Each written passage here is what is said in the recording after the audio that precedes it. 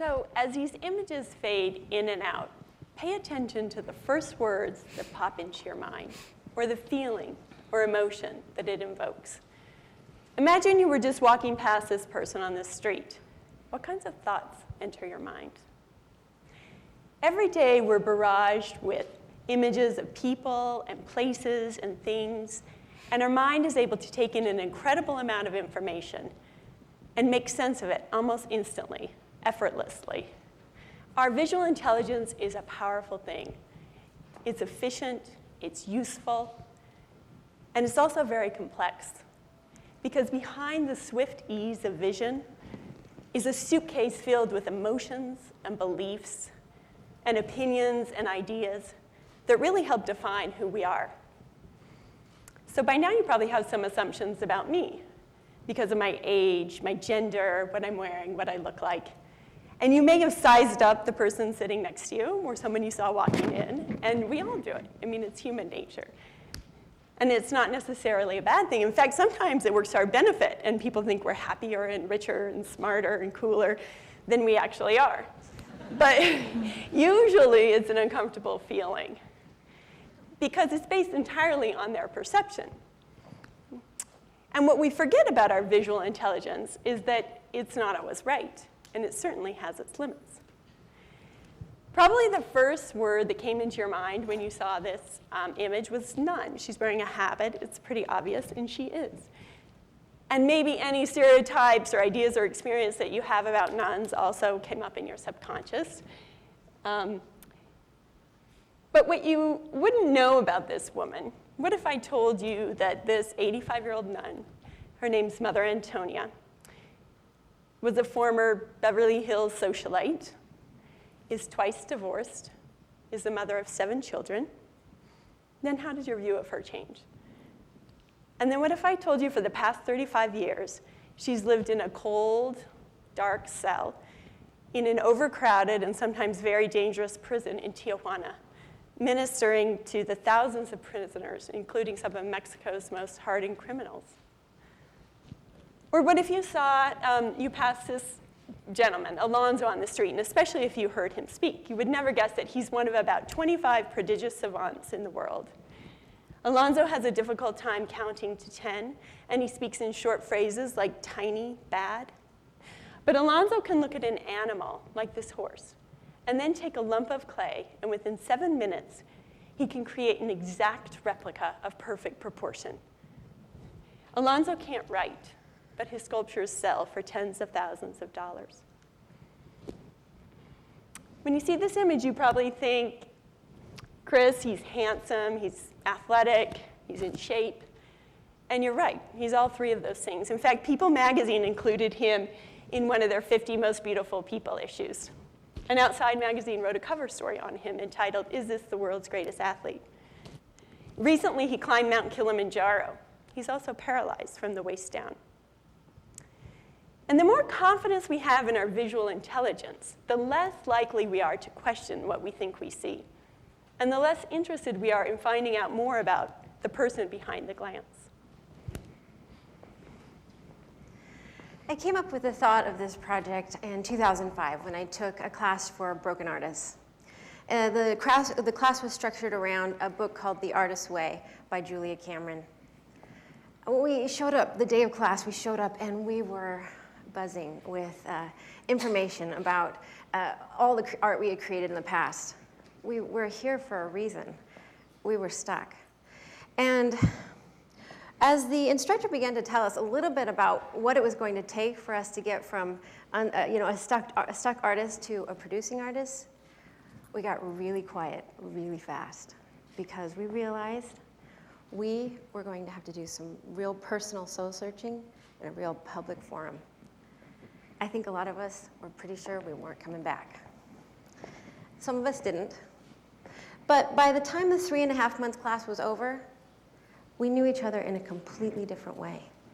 We were friends.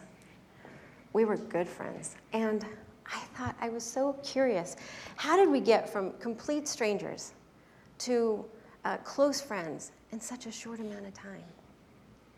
The only conclusion that I came up with was we let down our guard. we opened up, and we started listening to each other's stories. And as we listened to their stories, we began to tell our own. I thought, if we could do this here in this tiny little room, is there any way that we could make these connections out there in the world? I had to know. And this was the beginning of the What I Thought I Saw project. Within just really a short amount of time, I realized I could not do this project by myself. Thankfully, luckily, gratefully, I found 3 other artists who came on board and created what it is today with the What I Thought I Saw project. Peta Owens-Liston, writer, Amy Albo, writer, Sasha Polak, photographer, and myself on the end, Zoë Rodriguez. Together, we wanted to create a space where you could view an image, sit back, take a look at what was going on in your head. Just, be with yourself in your own mind.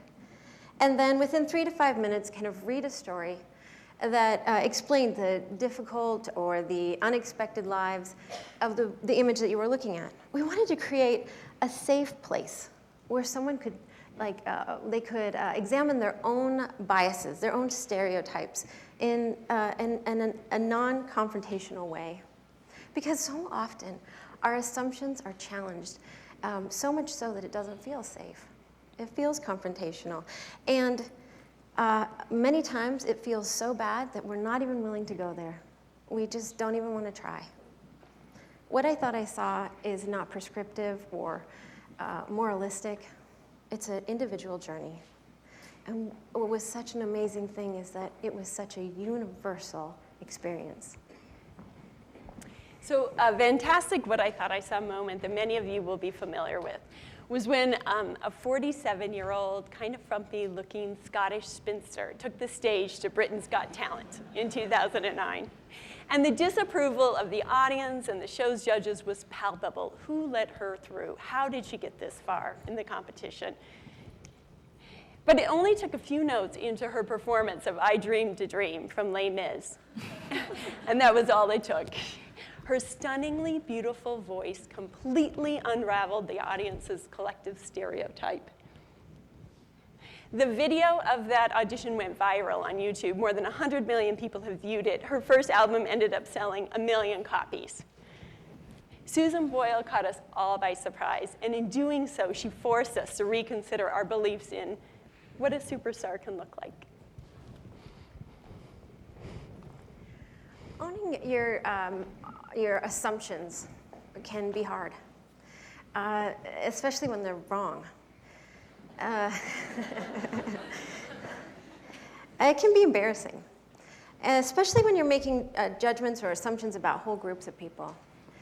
I'm going to share with you now some of my own stereotypes, my own judgments. When Amy came to us suggesting that we do a story on Susie Scott Kraybacher, I was not excited. Susie Scott was a beautiful, blonde-haired, blue-eyed bombshell. With all due respect to all the beautiful blondes in the audience, I had a stereotype. I didn't think that she could teach me anything. Just a little while later, a few months, Amy and I were able to go to Aspen, Colorado, and sit at her table in her kitchen. Susie Scott told us her story. At 4, she remembers her grandfather telling her to lie down in the dirt out back and raping her. She was welcomed home by a mom who beat her for soiling the back of her dress. At 5, she remembers wanting to die. Today, Susie Scott Kraybacher goes to Haiti 6 times a year. She has her own foundation called Mercy and Sharing. She administers to 5,000 children, the homeless, the sick, the orphaned, the handicapped. I got to go to Haiti with Susie. I was able to see what she was doing there and the changes she was making. And I am happy to say I was wrong. Susie Scott Kraybacher was able to teach me a whole lot. The curious thing about stereotypes is just how stubborn they can be. So even in the face of persuasive evidence that contradicts them, we just refuse to give them up. And one of my favorite examples of this is when the Washington Post did an experiment. And they asked Joshua Bell, who's considered one of the greatest violinists, to play in a busy metro station in Washington, D.C., and see how people would respond. And he got really into it, and he dressed in blue jeans and a baseball cap, and he insisted on playing the same violin that he plays with all the time, which happens to be a 300-year-old Stradivarius violin worth about $3.5 million. Whoa. But he wanted to play with it, and he sat the case down and opened it up, and he also insisted on playing the exact same masterpieces, the difficult pieces he plays in sold-out concert halls all around the world. And you can see, watch what happens.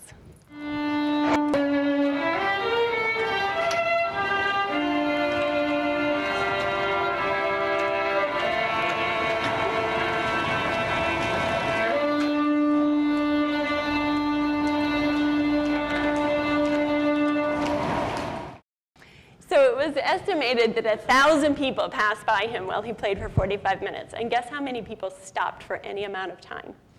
7. Another 20 people dropped loose change into his case, and he made $32. And he wasn't entirely disappointed about that either. But I mean, even the most gorgeous sounding music could not convince these busy commuters that they were seeing anything other than a street musician trying to make a few bucks. And so over the past 7 years, this project has evolved into a traveling exhibit and a school curriculum, and we just recently self-published a book. And the reason that we've done all this is because we hope that people might just stop for a minute and take a little more time to notice that what I thought I saw moments all around them. And it may be as complex as learning that the city council member is not the mother of her 5 children, but rather their father. Or it may be as delightful as learning that a 95-year-old grandmother can still slide down into the splits and dance up a storm. Or maybe as simple as just not looking away when someone makes us feel uncomfortable. David has been ashamed of the way he's looked for the entirety of his life. It wasn't until he was at the age of 48, 49, that he began speaking about his facial deformities. But once he did, he became an inspirational speaker, a humorist, and an author. He speaks to hundreds, thousands of people all over the world. He's an amazing man. We are so grateful to David and to the many others who participated in this book with us. And our hope today is that we might just stop, listen to other stories, find the courage to share our own. And if we do these things, maybe the world would be just a little kinder, a little more compassionate. Thank you.